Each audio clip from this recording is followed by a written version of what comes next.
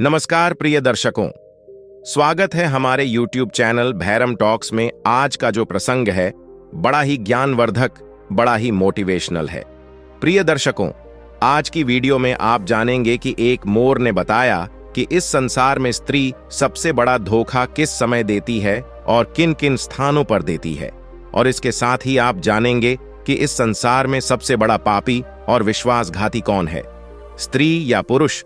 तो दर्शकों, वीडियो को एक बार पूरा जरूर देखना। नमस्कार प्रिय दर्शकों, स्वागत है आपका। हमारे से प्रार्थना करता हूं कि हे प्रभु श्री राम, जो भी भक्त इस वीडियो को पूरा देखेगा और कमेंट में सच्ची श्रद्धा से जय श्री राम लिखेगा, उनके घर परिवार को सुख शांति और संपत्ति से भर देना और अपना आशीर्वाद हमेशा उसके ऊपर बनाए रखना। तो आइए मित्रों, देरी ना करते हुए कहानी को शुरू करते हैं। आज की यह प्यारी सी कहानी, यह प्यारा सा वीडियो। प्रिय दर्शकों, बहुत समय पहले की बात है। एक जंगल में एक वट वृक्ष के नीचे एक मोर और मोरनी का झुंड रहा करता था। उन मोर और मोरनी के दिलों में बहुत प्रेम था। बहुत समय से वे आपस में मिलजुल कर रहते थे। उन दोनों में आपस में इतना प्रेम था कि दूर दूर तक उन दोनों की प्रेम की चर्चाएं हुआ करती थीं। प्रिय दर्शकों, एक दिन की बात है। किसी विवाद को लेकर के मोर और मोरनी में आपस में झगड़ा हो गया। और जब मोर और मोरने में बहुत झगड़ा होने लगा, तब मोर कहने लगा कि मोरनी, मैं जानता हूं कि संसार में सबसे बड़ा धोखा स्त्री किस समय देती है, किन स्थानों पर देती है और क्यों देती है। और इस संसार में सबसे बड़ी पापी और विश्वासघाती स्त्री होती है। इस तरह की बात सुनकर वे मोरनी कहने लगी, क्या मतलब है? तुम यह कैसे कह सकते हो कि संसार में सबसे बड़ी पापी और विश्वासघाती स्त्री होती है और वह किस समय पर धोखा देती है? यह सरासर झूठ है। स्त्री कभी किसी को धोखा नहीं देती। प्रिय दर्शकों, जब इस तरह से मोर और मोरनी में झगड़ा बढ़ता चला गया, बहुत समय तक में आपस में लड़ते झगड़ते रहे और उनका झगड़ा शांत होने का नाम ही नहीं ले रहा था। उसी समय पर उस वट वृक्ष पर एक हंस आ जाता है और वह हंस उन मोर और मोरनी से कहता है कि मैं काफी समय से देख रहा हूं कि तुम दोनों आपस में एक बात को लेकर के झगड़ रहे हो। अगर तुम दोनों इस समस्या का हल नहीं निकाल पा रहे हैं, अगर तुम दोनों इस प्रश्न का उत्तर नहीं दे पा रहे हो, तो क्यों ना तुम कैलाश पर्वत पर चले जाओ। कैलाश पर्वत पर जाकर भगवान शिव और माता पार्वती से अपने सवाल का जवाब पूछ लो। वह तो जगत के स्वामी हैं। वह तुम्हें बता देंगे कि आखिरकार इस संसार में स्त्री सबसे बड़ा धोखा किस समय देती है और किन किन स्थानों पर देती है, और इस संसार में सबसे बड़ा पापी और विश्वासघाती कौन है। वह मोर और उसकी पत्नी मोर नहीं। जब हंस के इन बातों को सुनती है तो उन्हें यह बात पसंद आ जाती है। वह हंस की बात को मानकर कि कैलाश पर्वत की ओर उड़ते हुए चले जा रहे थे और चलते चलते ही वह कैलाश पर्वत पर पहुंच जाते हैं और भगवान शिव के चरणों में लौट जाते हैं। भगवान शिव को प्रणाम करते हैं, कहते हैं कि हे भगवान, आप तो जगत के स्वामी हो, आपने पूरा संसार बनाया है, आप हमारे एक प्रश्न का उत्तर दे दीजिए। तब मोरनी कहने लगती है कि हे प्रभु, यह मोर कह रहा है, इस संसार में सबसे बड़ा धोखा स्त्री दे और किस समय पर देती है, किन स्थानों पर देती है, यह इसे मालूम है। इसके कहने का मतलब है कि संसार में सबसे बड़ी पापी और सबसे बड़ी विश्वासघाती स्त्री होती है। प्रिय दर्शकों को इस तरह से वे मोरनी भगवान शिव से कहने लगती हैं। प्रिय दर्शकों, यह कहानी आपके जीवन को पूरी तरह से बदल कर रख देगी। इस कहानी में वह ज्ञान छुपा हुआ है। इस ज्ञान को पाने के लिए हम लोग दर दर भटकते रहते हैं, तरह तरह की कथाएं सुनते हैं, लेकिन आज वही ज्ञान इस कथा में आपको कुछ ही समय में मिल जाएगा। इस कथा से प्राप्त किए हुए ज्ञान को अगर आप जीवन में उतारते हो तो आपका जीवन खुशियों से भर जाएगा। आपके जीवन में गरीबी नहीं रह सकती, मैं यह विश्वास के साथ कह सकता हूं। तब भगवान शिव मोर से कहने लगते हैं कि मोर, तुम कैसे साबित कर सकते हो इस संसार में स्त्री सबसे बड़ा धोखा किस समय देती है और किन किन स्थानों पर देती है, और इस संसार में सबसे बड़ी पापी और विश्वासघाती स्त्री होती है। तुम कैसे साबित करोगे? तब मोर कहने लगता है कि हे भगवान, मैं आपको एक कहानी सुनाऊंगा। इस कहानी को सुनने के बाद में यह साबित हो जाएगा कि स्त्री सबसे बड़ा धोखा किस समय देती है और किन किन स्थानों पर देती है। और इस संसार में सबसे बड़ी पापी, सबसे बड़ी विश्वासघाती स्त्री होती है। भगवान शिव कहते हैं कि ठीक है मोर, तुम कहानी सुनाओ। मैं तुम्हारी कहानी को पूरे गौर से सुनूंगा और फिर उसी से साबित होगा कि आखिरकार तुम सच बोल रहे हो या झूठ बोल रहे हो। इस संसार में स्त्री सबसे बड़ा धोखा किस समय पर देती है, यह दुनिया को भी पता चल जाएगा। वह मोर कहानी शुरू करने ही वाला था कि तभी वहां पर माता पार्वती आ जाती है और वह कहती हैं कि हे प्रभु, मैं भी कहानी सुनना चाहती हूं। मैं भी यह देखना चाहती हूं कि आखिरकार स्त्री अपने पुरुष को सबसे बड़ा धोखा किस समय पर देती है। मैं भी यह जानना चाहती हूं कि आखिरकार इस संसार में सबसे बड़ा पापी और विश्वासघाती कौन होता है, वह पुरुष होता है या स्त्री होती है और किन कारणों से होते हैं। इस तरह से माता पार्वती भी कहानी को सुनने लगती है। प्रिय दर्शकों, तब वह मोर भगवान शिव को साक्षी मानकर कहानी सुनाने लगता है। कहने लगता है कि हे प्रभु, एक राज्य में एक उग्रसेन नाम का राजा राज करता था। उस राजा के 4 बेटे थे और उसके चारों बेटे बहुत ही ज्यादा बहादुर और बड़े ही प्रतापी थे। लेकिन प्रभु, सबसे बड़ा बेटा जिसका नाम विश्वजीत था, वह न केवल प्रतापी था बल्कि दिखने में भी बहुत ही सुंदर था। उसके सबसे बड़े बेटे विश्वजीत की पत्नी रत्नावती थी, जो देखने में बड़ी ही सुंदर और बड़ी ही रूपवान थी। वह अपने आगे किसी दूसरी स्त्री को सुंदर नहीं मानती थी। एक दिन की बात है, राजा ग्रसेन ने अपने बेटे विश्वजीत के लिए किसी बात पर नाराज होकर के अपने राज्य से उसे निकाल लेने का आदेश दे दिया। प्रिय को, राजा की ऐसी बातों को सुनकर सभी इस बात को लेकर बड़े ही चिंतित हो गए। इधर उसके बाद में फिर विश्वजीत अपने महल में आ गया और अपने महल में जाकर के वह बड़ा ही हताश और निराश हो गया। उधर विश्वजीत को उदास देख के विश्वजीत की पत्नी ने पूछा, हे स्वामी, आखिर आप इतने हताश निराश क्यों हैं? आखिर तुम्हें कौन सा दुख है? आखिर आपका चेहरा इतना मुरझाया क्यों है? आपका चेहरा इतना मुरझाया क्यों दिख रहा है?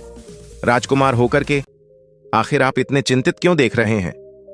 तब उसी समय पर विश्वजीत सोचने लगा, मैंने बहुत बुरा किया है, मैंने बड़ा गलत किया है। और वह अपने मन की सारी बातें अपनी पत्नी रत्नावती को बताने लगता है। रत्नावती को सारी बातें समझा देता।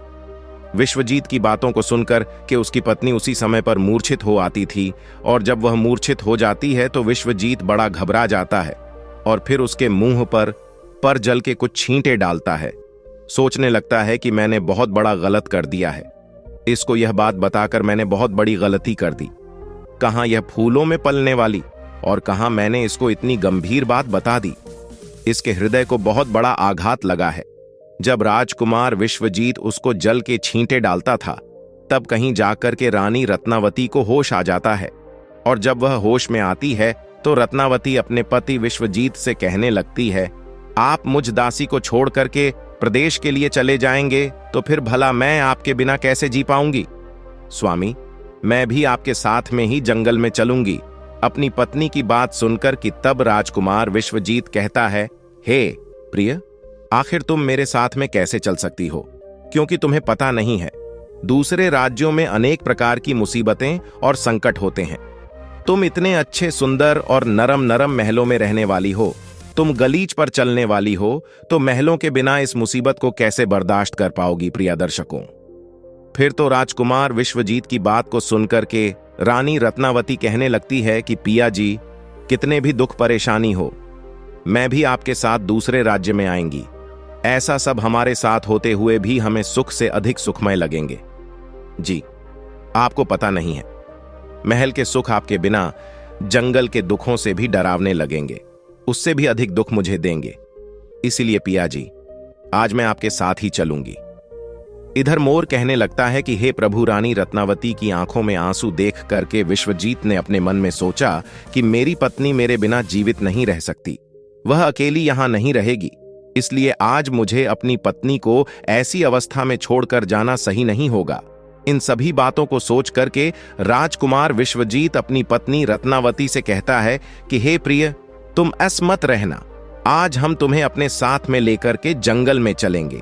विश्वजीत की इन बातों को सुनकर कि रत्नावती भी एकदम से प्रसन्न हो जाती है और अपने पति के साथ में जाने की तैयारी में जुट जाती है। तैयारी करने लगती है। अगली सुबह के लिए वे दोनों पति पत्नी राज्य से निकलकर एक जंगल में पहुंच जाते हैं और दोनों चलते चलते बहुत दूर निकल जाते हैं। तो दोनों चलते चलते बहुत थक भी चुके थे। फिर वह जंगल में एक बरगद के वृक्ष के नीचे विश्राम करने का निर्णय ले लेते हैं। वे दोनों लंबे सफर के कारण बहुत ज्यादा थके हारे हुए थे। उस समय पर ठंडी ठंडी हवा के झोंके भी चल रही थी। उसी समय ठंडी ठंडी हवा के झोंकों में उन दोनों पति पत्नियों को नींद भी आ गई। लेकिन प्रिय दर्शकों, कुछ देर के बाद में वहीं पर एक जहरीला सांप आकर के रानी रत्नावती को काट देता है और इधर मोर कहता है कि हे प्रभु, अब आगे भी सुनिए। जब उस जहरीले सर्प ने रानी रत्नावती को डस लिया तो रानी रत्नावती एकदम से तड़पने लगी। पत्नी को दर्द से कराह हुआ देखकर कि विश्वजीत की आंख एकदम से खुल गई, तब विश्वजीत रत्नावती को तड़पता हुआ देखकर के और सांप को जाता हुआ देखकर के एकदम से घबरा जाता है। कुमार विश्वजीत बहुत बेचैन हो जाता है। प्रिय दर्शकों, ऐसे दृश्य को देखते ही उसकी आंखों के सामने उसकी पत्नी की मृत्यु हो गई। इस प्रकार से अपनी पत्नी को मरी हुई देख के विश्वजीत ऊंचे ऊंचे स्वर में विलाप करने लगा।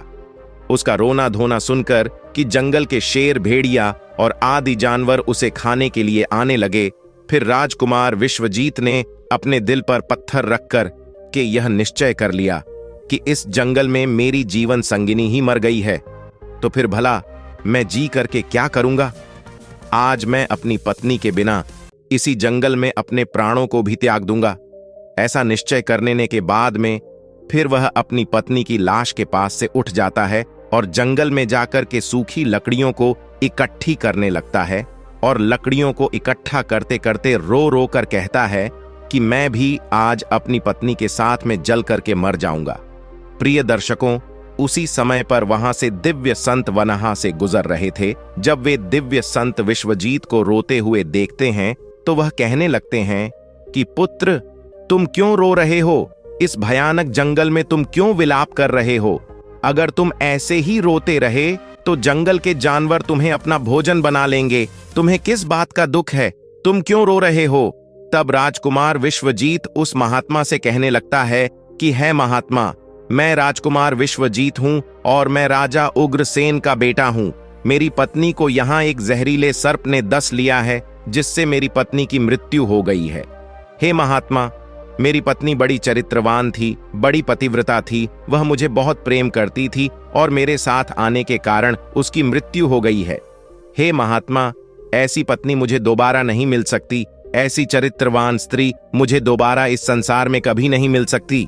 इसलिए हे महात्मा, मैं भी अपनी पत्नी के साथ में मैं भी अपने प्राण त्याग दूंगा। मैं भी उसके साथ में अपनी जान दे दूंगा। महात्मा, मेरे पिता ने मुझे अपने राज्य से निकाल दिया है और इसलिए मेरी पत्नी इस जंगल में मेरे साथ आई थी और उस जगह पर आते आते उसे सर्प ने डस लिया। इसकी वजह भी मैं हूं। अगर वह मेरे साथ ना आती तो शायद आज वह जीवित होती।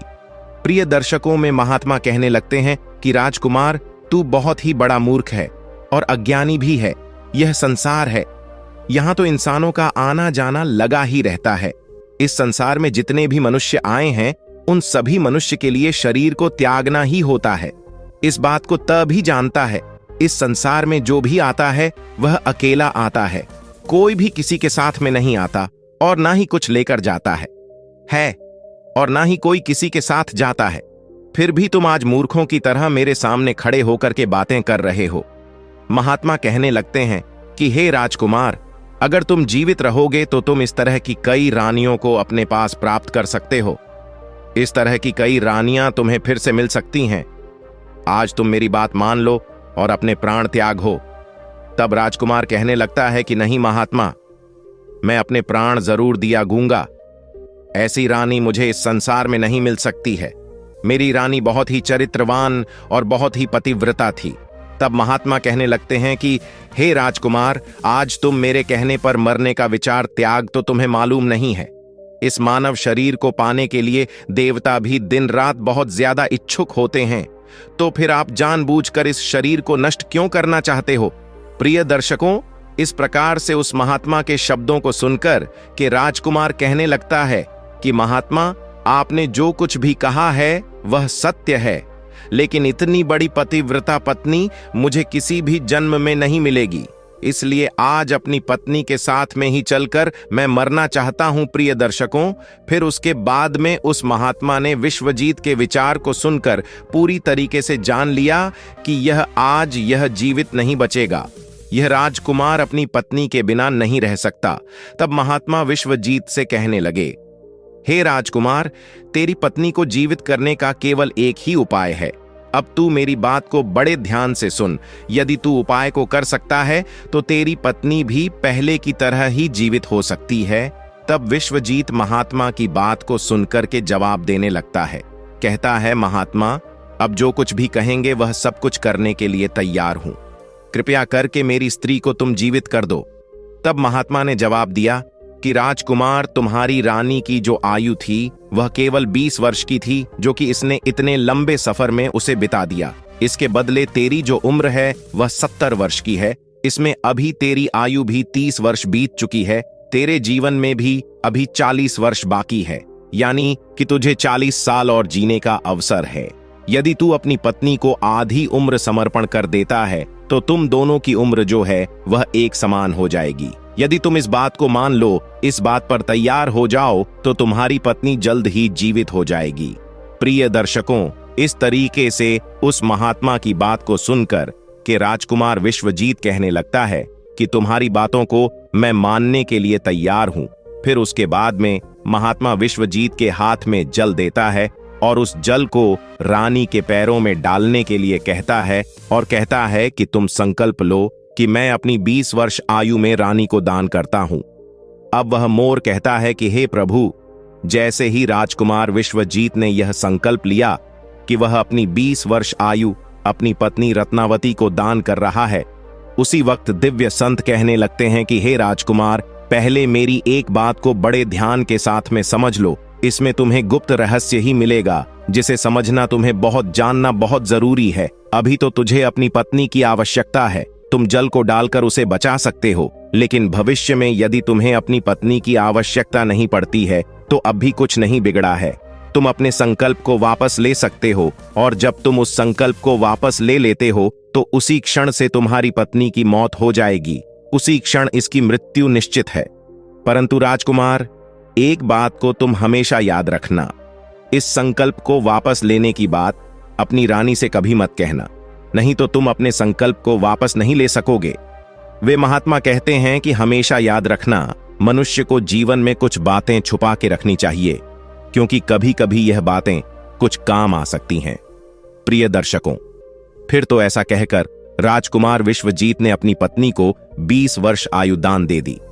राजकुमारी रत्नावती वहां पर उठकर बैठ खड़ी हो गई। उधर वह महात्मा वहां से अदृश्य हो गए। उसी क्षण राजकुमार विश्वजीत अपनी पत्नी से कहता है कि हे प्रिय, आप तो सो गई थी, मैंने आपको नहीं जगाया। फिर उसके बाद विश्वजीत अपनी पत्नी से कहने लगा, तुम बहुत ज्यादा थकी हारी हुई थी, इसलिए मैंने तुम्हें नहीं जगाया। इधर मोर कहने लगता है कि हे प्रभु, इस प्रकार से राजकुमार विश्वजीत ने अपनी पत्नी से यह सारी बातें छुपा ली कि सांप तुम्हें काट लिया था और तुम मर गई थी। इन बातों को विश्वजीत ने अपनी पत्नी से गुप्त ही रखा। इधर वह मोर कहने लगता है कि फिर वहां से विश्वजीत अपनी पत्नी को लेकर के आगे बढ़ जाता है और कई दिनों के बाद उसने बहुत ही सुंदर स्थान को देखा। वहां पर एक फकीर की कुटिया बनी हुई थी। वहां पर वह पहुंच गए तो वहां पर उन्होंने देखा कि एक सुंदर सा फकीर वहां पर बैठा हुआ हुक्का पी रहा है और इधर दोनों पति पत्नी बहुत ज्यादा थके हारे हुए थे, इसलिए वे दोनों उस फकीर के पास में जाकर के बैठ गए। उस समय विश्वजीत ने अपनी पत्नी रत्नावती से कहा कि हे प्रिय, मुझे बहुत तेजी से प्यास लग रही है और प्यास की वजह से मेरा गला भी सूख रहा है। कुंगे पर चलकर के पानी पीकर आते हैं। यदि तुमको भी प्यास लगी हो तो हम जाकर के तुम्हारे लिए भी पानी की व्यवस्था कर लाते हैं। तब वह मोर कहने लगता है कि हे प्रभु, राजकुमार विश्वजीत की बात को सुनकर के वह रानी कहने लगती है, हे पिया जी, मुझे तो प्यास नहीं लगी है, आप जाइए, पानी पीकर के फिर मेरे पास वापस आ जाए। इसके बाद में रानी के जवाब को सुनकर के राजकुमार विश्वजीत एक लंबी सी रस्सी हाथ में लेकर के कुएं की ओर बढ़ने लगा। इधर राजकुमार विश्वजीत कुएं पर पानी पीने के लिए पहुंच गया तो उसी समय पर क्या हुआ? राजकुमारी रत्नावती उस फकीर की तरफ देख रही थी। इधर रत्नावती उस फकीर की सुंदरता को देख करके उस पर मोहित हो जाती है, अर्थात वह उसको पूरी तरीके से दिल दे बैठी। अब राजकुमारी रत्नावती उस फकीर से कहती है कि हे फकीर, आप तो यहां पर बड़ी खुशी से रहते हैं, बड़ी मौज से रहते हैं। तब वह फकीर कहने लगता है कि हे राजकुमारी, तुम भी यहां पर मेरे साथ बड़ी मौज से रह सकती हो। तब राजकुमारी रत्नावती कहने लगती है कि मैं रहना तो चाहती हूं, लेकिन मेरे साथ में मेरा पति है, मैं तुम्हारे साथ में कैसे रह सकती हूं? प्रिय दर्शकों, रानी की ऐसी बात सुनकर के वह फकीर समझ जाता है कि रानी उस पर आसक्त हो बैठी है। तब वह फकीर रानी रत्नावती के साथ में प्रेम लीला करने लगता है। तो उसी समय पर फकीर ने रानी से कहा कि आज मैं तुम्हें एक ऐसा उपाय बताता हूं। तुम्हारा रापति इस कुएं पर पानी पीने के लिए गया है, तुम अपने पति को जाकर के उसी कुएं में धकेल देना, इसके बाद में जो भी होगा हम उसे देखेंगे। इधर मोर कहता है। फिर तो वह फकीर की बात सुनकर के रत्नावती ने कहा, ठीक है, मैं ऐसा ही करूंगी। प्रिय दर्शकों, अब इतनी ही देर में राजकुमार विश्वजीत से पानी पीकर के अपनी पत्नी के पास में आ गया तो उसी क्षण राजकुमारी रत्नावती भी कहने लगी कि जी, मुझे भी बहुत तेजी से प्यास लग रही, प्यास की वजह से मेरा भी गला सूख रहा है, तुमको पर वापस चलकर मुझे भी पानी पिलाओ। तो उसी वक्त पत्नी की बात को सुनकर के राजकुमार विश्वजीत कहने लगा कि प्रिय, मैंने तुमसे जाने से पहले ही पूछा था और तुमने पानी पीने को मना कर दिया था। यदि तुम्हें प्यास लगी है तो मैं अभी कुंगे पर जाकर के तुम्हारे लिए पानी का प्रबंध करके आता हूं। पत्नी से इतनी बातचीत करने के बाद में विश्वजीत कुएं पर पानी लेने के लिए चला गया। तब रानी भी उसके साथ में पीछे पीछे चल दी और कहने लगी, अब मैं यहां पर बैठकर क्या करूंगी, मैं भी तुम्हारे साथ पीछे पीछे चलती हूं। प्रिय दर्शकों, इधर वह मोर कहता है कि प्रभु राजकुमार विश्वजीत जो था वह अपनी पत्नी के प्रेम में बहुत बुरी तरह पागल था। फिर उसको यह कहां मालूम था कि मेरी ही पत्नी मेरे ही प्राण लेने के लिए मेरे पीछे पीछे आ रही है। प्रिय दर्शकों, हमारे विद्वानों ने सच कहा है, स्त्रियों के त्रियाचरित को देवता भी नहीं समझ पाए तो आखिर मानव क्या चीज है। स्त्रियों के जाल में अच्छे से अच्छे, बड़े से बड़े बुद्धिमान भी फंस जाते हैं। अब राजकुमार विश्वजीत कुएं पर जाकर के पानी भरने के लिए बाल्टी नीचे डालता है तो उसी क्षण राजकुमारी रत्नावती ने अपने पति विश्वजीत को धक्का मार दिया और उसे कुएं में धकेल दिया, और ऐसा करने बाद में खुद लौट कर करके उस फकीर के पास में पहुंच जाती है और वह फकीर उस रानी को अपने साथ में लेकर के एक राज्य में जाकर के रहने लगता है। वहां पर वह दोनों ही बड़ी हंसी खुशी के साथ में प्रेम पूर्वक रहने लगते हैं। उस फकीर ने उस रानी रत्नावती को बहुत ही अच्छा सा नृत्य करना सिखा दिया। अब तो वह रानी जो थी बहुत ही बड़ी नृत्यांगना बन गई है, नगर में नाचने के मामले में सबसे ज्यादा प्रसिद्ध हो गई। इस तरीके से रानी के नृत्य रूप के कारण उस फकीर के पास में लाखों करोड़ों रुपए बन गए हैं। आप तो रानी जो थी उस फकीर के पास में बड़ी ऐशो आराम से मस्ती के साथ में रहने लगी। जिस समय रानी ने अपने पति विश्वजीत को उस कुएं में धकेल दिया था, तब संयोग से उस समय को में पर एक जंजीर में लटकी हुई थी। विश्वजीत ने कुएं में गिरते समय उस जंजीर को पकड़ लिया था और उस जंजीर को पकड़ करके लटका हुआ था। अब तो विश्वजीत उस कुएं में भगवान को याद करके सोचने लगा, हे प्रभु, क्या यही मेरे प्यार की सजा है? अब कुछ देर बाद में बंजारों की एक टोली वहां पर आ गई। उन बंजारों के झुंड में से एक बंजारा अपनी बाल्टी लेकर की उस कुएं की ओर बढ़ने लगा। तो कुएं के नजदीक आकर के उसने अपनी बाल्टी उस कुएं में पानी भरने के लिए डाल दी। तब उसी समय पर विश्वजीत ने उस बाल्टी को अपने हाथों से पकड़ लिया। अब तो बंजारा इस दृश्य को देखकर एकदम से चौंक गया और उसने पूछा कि भाई, आखिर तुम कौन हो? तब राजकुमार जीत ने जवाब दिया, भाई, मैं बड़ी मुसीबत का मारा हूं, कृपया करके मुझे यहां से निकालो और मेरी जान को बचा लो। यदि आज तुमने मेरी जान बचाई तो मैं तुम्हारा एहसान पूरी जिंदगी भर नहीं भूल लूंगा। प्रिय दर्शकों, अब तो ऐसा कहकर के राजकुमार विश्वजीत उस बंजारे से प्रार्थना करने लगा, किंतु राजकुमार विश्वजीत की इस दुख और पीड़ा को देख करके उस बंजारा के मन में दया आ जाती है और वह सोचने लगा कि इंसान ही इंसान के काम आता है, और उसने विश्वजीत को उस कुएं से बाहर निकाल लिया और पूछा कि हे भाई, आखिर तुम कौन हो? आखिर तुम उस कुएं में कैसे गिर गए? मुझे अपना वृत्तांत बताओ। तब विश्वजीत ने जवाब दिया, हे भाई, मैं किस मुंह से अपना हाल आपको बताऊं? जो घटनाएं, जो मुसीबतें मेरे साथ में घटी हैं, भगवान ना करे इस प्रकार की मुसीबतें फिर किसी के साथ में घटे। फिर विश्वजीत ने जवाब दिया, हे भाई, यदि तुम मुझसे इन बातों को जानना ही चाहते हो, मेरी परेशानी को जानना ही चाहते हो, तो सुनो, मैं आपको अपना कथन सुनाता हूं, अपनी आप बीती आपको सुनाता हूं। मैं एक राजकुमार हूं।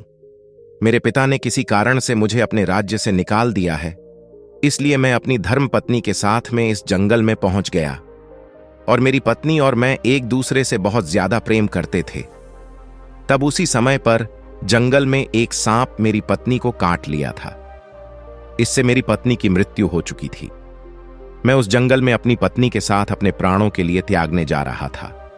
तब एक महात्मा ने मुझ पर दया की और मेरी 40 वर्ष की आयु में से 20 वर्ष मेरी पत्नी को दान देकर के उसे जीवित कर दिया। फिर हम वहां से आगे के लिए बढ़ गए। अब कुछ दिनों के बाद में हम एक स्थान पर पहुंच गए जहां पर एक फकीर की झोपड़ी थी। वहां पर मुझे बहुत तेज प्यास लगी। मैं पानी पीने के लिए कुएं पर चला गया। जब मैं वापस आया तो मेरी पत्नी ने कहा कि उसे भी प्यास लगी है और मुझे भी साथ लेकर के कुएं पर पानी पिलाओ। और इसी तरीके से तय करके मेरी पत्नी मेरे साथ साथ उस कुएं पर पहुंची। मैं उस कुएं से पानी निकाल रहा था तो मेरी पत्नी ने मुझे पीछे से धक्का दे दिया। कुएं में लटकती हुई जंजीर मेरे हाथों में आ गई, जिससे मैं कुएं में डूबने से बच गया। और फिर जब आप आ गए तो मैंने आपको आवाज दी, जिसके बाद आपने मुझे कुएं से निकाल लिया और मेरे प्राणों की रक्षा की। प्रिय दर्शकों, मोर कहने लगता है कि हे प्रभु, इस प्रकार से राजकुमार विश्वजीत ने बड़े उदास मन से अपनी आप बीती उस बंजारे को सुना दिया। और फिर अपना कथन सुनाने के बाद में राजकुमार विश्वजीत एकदम से चुप हो गया।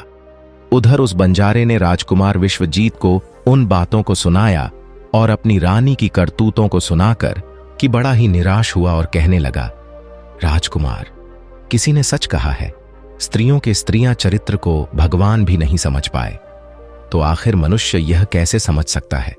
स्त्रियों का चक्रव्यूह भी कुछ ऐसा ही होता है, जिसमें फंसकर करके मनुष्य कुछ भी नहीं कर पाता है, वह बर्बाद हो जाता है। ऐसा कहने के बाद में उस बंजारे ने विश्वजीत के सिर पर हाथ घुमाया और कहने लगा, हे भाई, तुम चिंता मत करो, भगवान बड़े ही दयालु होते हैं, वे तुम्हारी सहायता जरूर ही करेंगे। उस बंजारे ने कहा कि मित्र, अगर तुम चाहो तो हमारे झुंड में हमारे साथ रह सकते हो। तब बंजारे की बात को सुनकर के विश्वजीत उस बंजारे के साथ में ही रहने के लिए सहमत हो गया। फिर उन बंजारों की सहायता से वह राजकुमार जो था उसी राज्य में जा पहुंचा जहां पर उसकी पत्नी रत्नावती और वह फकीर रह रहा था। उस राज्य को देख के विश्वजीत बंजारे से कहने लगा, हे भाई, मेरी अच्छा है कि मैं कुछ दिन इस राज्य में रहना चाहता हूं। तब बंजारे ने जवाब दिया, मित्र, तुम जैसा चाहते हो वैसे ही रह सकते हो, मुझे कोई परेशानी नहीं है। फिर उसके बाद में राजकुमार विश्वजीत भूखा था। उस बंजारे से आज्ञा लेकर के राज्य में घूमने के लिए आया और काम की तलाश करने लगा। कुछ दिनों बाद राजकुमार की मेहनत और परिश्रम को देखकर कि उस राज्य के बड़े व्यापारी ने अपने यहां पर उसे नौकरी पर रख लिया।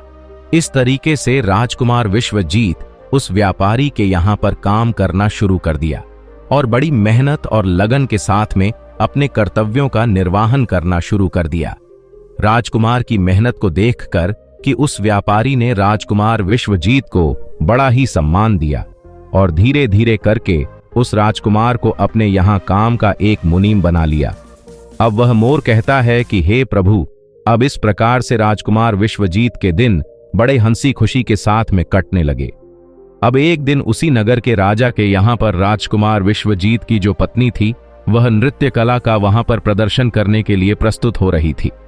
प्रिय दर्शक को, जब राजा के यहां पर राजकुमारी रत्नावती का नृत्य होने वाला था, तब राजा ने उस शहर के सभी बड़े से बड़े व्यापारी अपने यहां पर नृत्य देखने के लिए निमंत्रण दिया था। प्रिय दर्शकों, राजकुमार रत्नावती के नृत्य की प्रशंसा उस पूरे नगर में हो रही थी। पूरे राज्य में वह सबसे बड़ी नर्तकी और सबसे प्रसिद्ध भी बन चुकी थी। तब सेठ राजकुमार विश्वजीत से कहता है कि मैं राजा के यहां पर नृत्य देखने के लिए जा रहा हूं, अगर तुम भी दरबार में चलना चाहते हो तो चल सकते हो। तब राजकुमार विश्वजीत कहता है कि क्यों नहीं, मैं भी इसी बहाने से नृत्य देख लूंगा, अगर मुझे भी तो पता चले कि इतनी खूबसूरत नृत्य का कौन है, इसकी पूरे राज्य में चर्चा हो रही है। इस प्रकार से राजकुमार विश्वजीत अपने सेठ के साथ में राजा के दरबार में पहुंच गया। तब रानी ने एक अप्सरा के समान दरबार में अपना नृत्य प्रदर्शन किया और बड़े ही आनंद भरे स्वर में कई गानों को उसने प्रस्तुत किया। अब तो उसके गाने को सुनकर के वहां पर जितने भी लोग थे वह बड़े ही आश्चर्य में आ गए और सभी सेठ और विद्वान लोगों ने भी राजा के दरबार में सभी समाज के लोगों ने उसके नृत्य की बड़ी ही प्रशंसा की। तब उसी क्षण राजकुमार विश्वजीत ने भी अपने हाथ से एक अंगूठी उतारी, इसमें एक हीरा जड़ा हुआ था। उसने उस अंगूठी को उतार कर के रानी रत्नावती को भेंट कर दी। उसके बाद में राजकुमारी रत्नावती ने उस अंगूठी को पहचान लिया और मन ही मन में विचार करने लगे, यह तो बहुत बड़ी आश्चर्य वाली बात है, आखिर मेरा पति तो जिंदा है और वह यहां पर पहुंच गया है। यदि उसने मुझे आज पहचान लिया तो वह मुझे जीवित नहीं छोड़ेगा, इसलिए मुझे कुछ ऐसा त्रिया चरित्र रचना चाहिए जिससे मेरे पति को मारा जा सके। अब तो राजकुमारी रत्नावती ने अपने मन में विचार किया, अब मैं यहां के राजा के लिए एक ऐसा सुरीला गाना और बड़ा ही अच्छा नृत्य दिखाऊंगी जिससे राजा प्रसन्न होकर के मुझे कुछ मांगने के लिए बोलेगा, तब मैं राजा से आदेश दिलवाकर उसे मरवा दूंगी। बाद में राजकुमारी ने एक बहुत ही सुरीला गाना और बड़ा ही मधुर नृत्य दिखाया। प्रिय दर्शकों, रानी की इस बसंत बहार को सुनकर कि वह बड़ा ही प्रसन्न हुआ। अब तो रत्नावती से राजा कहने लगा, हे नृत्यांगना, मैं तुम्हारे इस नृत्य को देख के बड़ा ही प्रसन्न हूं, आखिर तुम मुझसे क्या मांगना चाहती हो। तब राजकुमारी रत्नावती ने जवाब दिया कि राजा साहब, यदि आप मुझसे प्रसन्न हो तो सबसे पहले मुझे एक वचन दीजिए, जो मैं आपसे मांगूंगी आप मुझे वहीं देंगे। रत्नावती ने जवाब दिया, इस सभा में मेरा एक शत्रु है, कृपया करके महाराज मेरे मांगने पर उसको फांसी की सजा दे दीजिए। तब राजा ने कहा, तो उस चोर को बुलाकर के मेरे सामने लाओ। तब उस रानी ने राजकुमार विश्वजीत का हाथ पकड़ा और उसे बुलाकर के राजा के सामने लिए पहुंची। उसी क्षण राजा ने अपने सैनिकों को आदेश दिया कि तुरंत ही इस चोर को जल्लादों के सामने ले जाओ, रानी के इस चोर को फांसी पर चढ़ा दो। प्रिय दर्शकों, इसी बीच में विश्वजीत का जो सेठ था वह भी वहां पर पहुंच गया। दौड़ता हुआ विश्वजीत के पास में गया और उससे पूछा कि आखिर तुमने इस नाचने वाली का क्या चुराया है, जिसकी वजह से वे तुझे अपना शत्रु बता रही हैं और वह तुझे मरवाना चाहती है। तब राजकुमार विश्वजीत ने अपने मालिक को जवाब दिया कि हे मालिक, मैंने उसका कुछ नहीं चुराया है, बस इस राजा को अब इतना समझा लो कि मुझे सजा देने के पहले मेरी दो बातों को गौर से सुन ले, हो सकता है मेरी जान बच जाए। अब तो विश्वजीत का मालिक इन बातों को सुनकर के अपने साथी व्यापारियों से इस विषय में कुछ चर्चा करने लगा। उस सेठ ने कहा कि मित्रों, या तो राजा न्याय करें या फिर हम सभी शहर को छोड़ करके इस शहर से कहीं और चले जाएंगे। इस प्रकार से सभी व्यापारी इकट्ठे होकर के राजा के पास में पहुंच गए और राजा से जाकर कहने लगे, हे राजन, हमारा मुनीम जो है वह एक निर्दोष है और आपने उसे मरवाने का आदेश दे दिया है। वे कह रहा है कि राजा से वह दो बातें कहना चाहता है, यदि इन दो बातों को सुनने के बाद में आपको उस पर कोई अपराध लगे तो आप उसे मरवाना चाहे तो आप उसे मरवा सकते हो, उसके मरने के पहले उसकी दो बातों को आप जरूर सुनिए। प्रिय दर्शकों, फिर राजा ने व्यापारियों की बात सुनक के कहा, ठीक है, तुम अपने मुनीम को मेरे पास में बुलवा दो।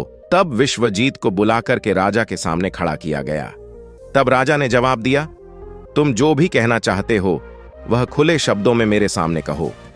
तब उसी समय राजकुमार विश्वजीत ने जवाब दिया कि महाराज, आखिर मैंने कौन सा अपराध किया है जिस कारण आपने मेरी हत्या करवाने के लिए अपने मंत्रियों को आदेश दे दिया।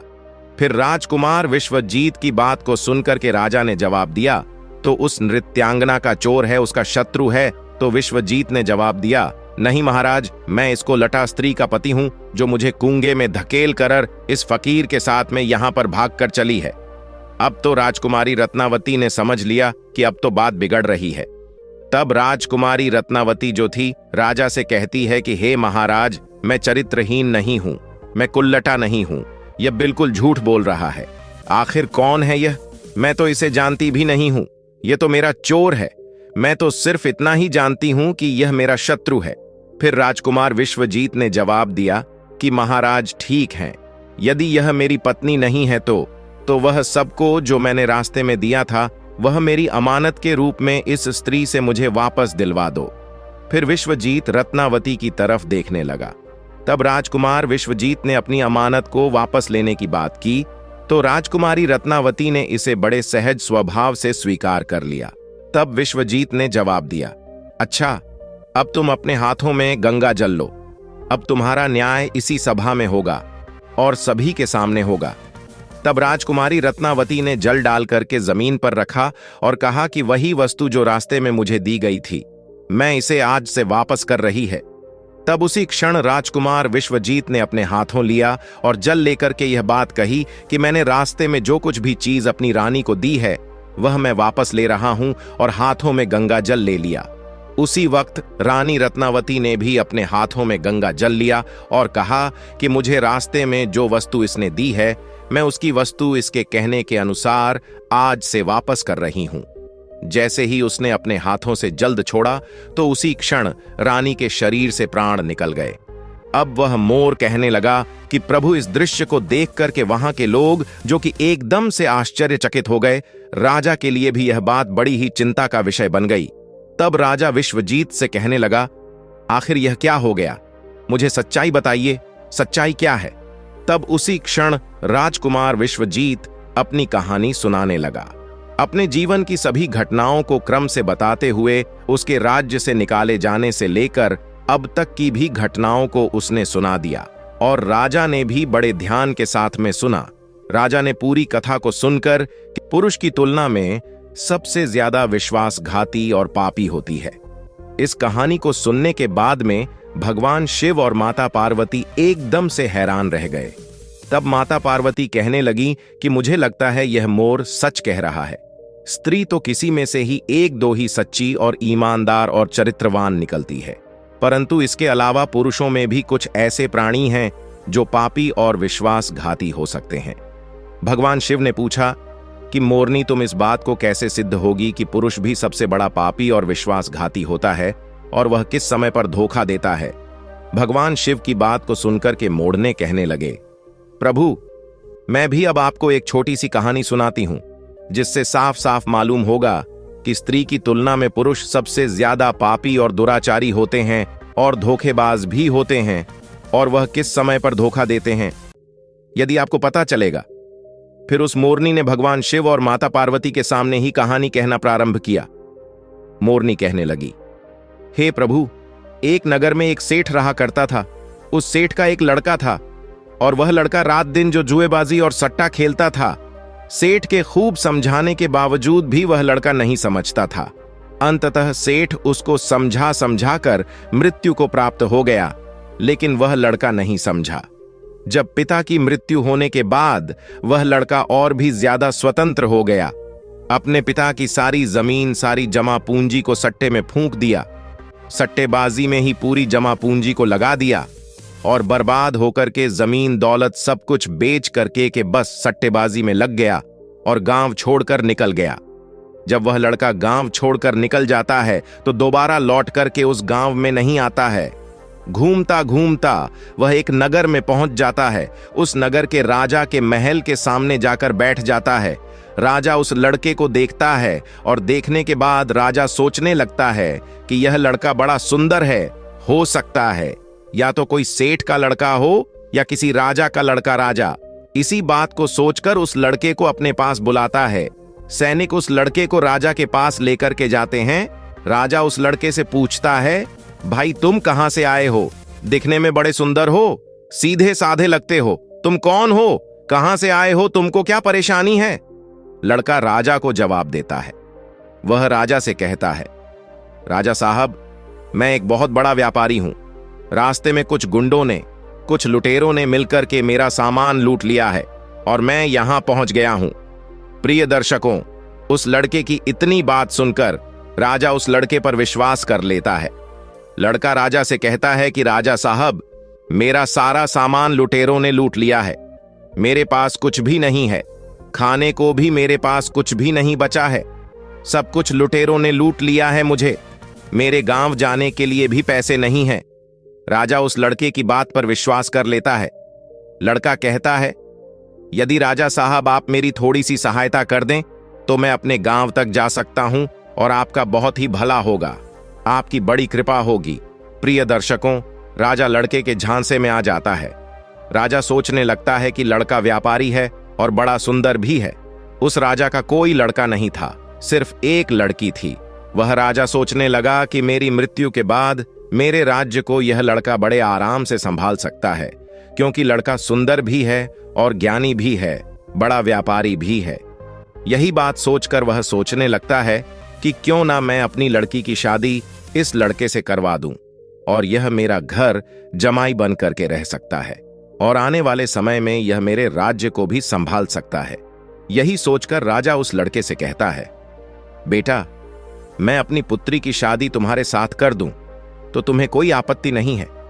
प्रिय दर्शकों, लड़का यह बात को सुनकर मन ही मन में अंदर ही अंदर बड़ा खुश होने लगता है। लड़का राजा से कहता है, राजा साहब, मैं तैयार हूं।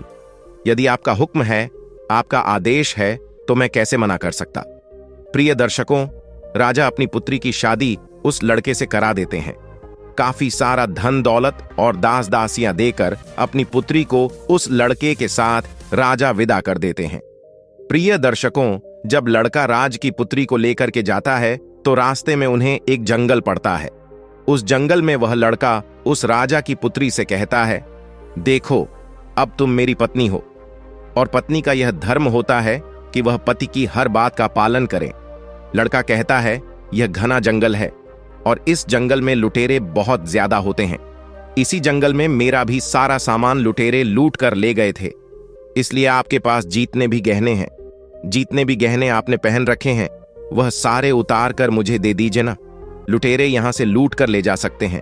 प्रिय दर्शकों, पत्नी अपने पति पर विश्वास करती है और यह सदा से चला आ रहा है कि पत्नी अपने पति पर विश्वास करती है। वह पत्नी भी अपने पति पर पूर्ण विश्वास करती थी। वह कहती है, ठीक है जी, यदि आप कह रहे हैं तो मैं अपने सारे गहने उतार करके आपको दे देती है। प्रिय दर्शकों को, राजा की लड़की अपने सारे गहने उतार कर अपने पति को दे देती है। वह लड़का पत्नी के सारे गहने लेकर अपनी कमर में बांध लेता है। प्रिय दर्शकों, और राजा ने जितना भी धन दौलत दिया था उन सबको वह एक जगह इकट्ठा कर लेता है और रास्ते में आगे जाकर के वह विश्राम करने के लिए रुकते हैं। जब विश्राम करने के लिए रुकते हैं तो लड़का सभी दास दसियों को मार देता है और उस लड़की को पास ही में कुएं था, उस कुएं में धकेल देता है और वहां से सारा सामान लेकर के भाग जाता है। लड़का सोचता है कि सबको मार दिया है, पत्नी को भी कुएं में धकेल दिया है तो पत्नी भी खत्म हो जाएगी और अब मैं इन पैसों से बड़े आराम से अपना जीवन व्यतीत करूंगा। खूब मैं जुएबाजी करूंगा, खूब मैं सट्टा लगाऊंगा। यही सोच करके लड़का वहां से सारा सामान लेकर के भाग जाता है। प्रिया दर्शकों, लेकिन उस लड़के की पत्नी कुन्ने में खत्म नहीं हुई। उसने एक डाल को पकड़ लिया और जोर जोर से चिल्लाती रही कि मुझे कोई कुन्ने से बाहर निकालो। प्रिय दर्शकों, रास्ते में कुछ लोग जा रहे थे। उन लोगों ने उस लड़की की आवाज सुनी और उस लड़की को कुएं से बाहर निकाल लिया। लड़की वापस अपने राज्य में पिता के घर पहुंच जाती है। उस लड़की का पिता उस लड़की से पूछता है और कहता है, पुत्री, क्या हो गया? तुम वापस कैसे चली आई? वह लड़की कहती है, पिताश्री, रास्ते में हमें कुछ गुंडे मिल गए थे और गुंडों ने हमारे साथ दुर्व्यवहार किया, सभी दास दसियों को खत्म कर दिया और मुझे कुएं में धकेल दिया और मेरे पति का कोई पता नहीं है। प्रिय दर्शकों, वह लड़की पतिव्रता थी, इसलिए उसने उस घटना के बारे में अपने पिता को नहीं बताया। कुछ समय के लिए वह लड़की अपने पिता के घर रहने लगी। कुछ समय निकालने के बाद वह लड़का फिर से उस राजा के द्वार पर आता है, अपने ससुर के राज्य में आता है। प्रिय दर्शकों, वह जितना भी धन लूट के ले गया था उसने सबको जो आबादी सट्टेबाजी में उड़ा दिया था। जब एक भी पैसा उसके पास नहीं बचा तो वह लड़का फिर से अपने ससुर के पास आता है। वह सोचने लगता है कि आप ससुर से जाकर यह कहूंगा कि ससुर जी अपनाना बनने वाले हैं। इस बात को सुनकर ससुर जी मुझे फिर से बहुत सारा धन देंगे और इस धन से मैं फिर से अय्याशी करूंगा। यही सोचकर वह लड़का फिर से उस राजा के द्वार पर आता है, लेकिन उस लड़के को द्वार पर ही उसकी पत्नी मिल जाती है। वह लड़की अपने पति को देखकर पहले तो थोड़ा गुस्सा होती है और बाद में अपने पति को बुलाकर कहती है, देखो जी, मैंने अपने पिता को ऐसी कोई बात नहीं बताई है। मैंने अपने पिता से यह कहा है कि हमें रास्ते में कुछ लुटेरों ने लूट लिया है और दास दसियों को मार दिया है और मुझे कुएं में धकेल दिया है और मेरे पति का कुछ पता नहीं है। यही बात आपको भी मेरे पिता से कहनी है। प्रिय दर्शकों, लड़का अपनी पत्नी की इस बात को सुनकर बड़ा खुश होता है। सोचने लगता है कि मेरी पत्नी तो वास्तविकता में पतिव्रता है। प्रिय दर्शकों, लेकिन कुत्ते की पूंछ को कितने वर्ष भी आप सीधा करके रखो, लेकिन वह टेढ़ी की टेढ़ी ही निकलती है। कुत्ते की पूंछ कभी भी सीधी नहीं हो सकती। इसी तरीके से यह लड़का भी कभी सीधा नहीं हो सकता। यह लड़का फिर से राजा के पास जाता है और पत्नी ने जो बात कही है वही बात राजा से कहता है। प्रिय दर्शकों, लड़के की बात पर राजा विश्वास कर लेता है। प्रिय दर्शकों, लड़का अपनी पत्नी से फिर से कहता है कि देखिए, मैं आपको लेने के लिए आया हूं। मुझे अपनी गलती का एहसास है। पता नहीं ऐसा क्या हुआ था मेरे साथ जो मैंने आपके साथ ऐसा व्यवहार किया, लेकिन मुझे अब मेरी गलती का एहसास हो गया है। मैं आपको लेने के लिए आया हूं। आपको कल सुबह ही प्रातःकाल ही मैं यहां से लेकर जाऊंगा। आप तैयार रहिएगा। अब आप जाकर सो जाइए। प्रिय दर्शकों, सारे घर वाले सो जाते हैं। राजा सो जाता है, उसकी पत्नी सो जाती है। अब वह लड़अचका आधी रात को उठता है और राजा की तलवार से राजा की गर्दन काट देता है, अपनी पत्नी की गर्दन काट देता है। सभी को मारने के बाद वहां से सारा धन और उस स्त्री के गहने चुरा करके फिर से अपने गांव लौट आता है। इस प्रकार से मोरनी कहने लगती है, अब आप बताइए कि संसार में सबसे बड़ा पापी और विश्वासघाती कौन है? अब न्याय आपके हाथ में है। अब आप ही बताइए कि संसार में सबसे बड़ा पापी और विश्वासघाती कौन है? तब भगवान शिव कहने लगते हैं कि मैंने तुम दोनों की कहानी बड़े ही ध्यानपूर्वक सुनी है कि दोनों का न्याय करता हूं। सच में संसार में स्त्री पुरुष के बीच में सबसे ज्यादा पापी और विश्वासघाती कौन होता है, यह तो स्पष्ट करना मुश्किल है। तब भगवान शिव कहते हैं कि बिना किसी शंका के यह सत्य है कि इंसान की सोच जब उसके स्तर से नीचे गिर जाती है तो वही इंसान पापी और विश्वासघाती होता है। चाहे स्त्री हो या फिर पुरुषों को, मनुष्य को किसी भी प्रकार के पाप करने से पहले यही सोचना चाहिए कि क्या वह सही कर रहा है या फिर नहीं।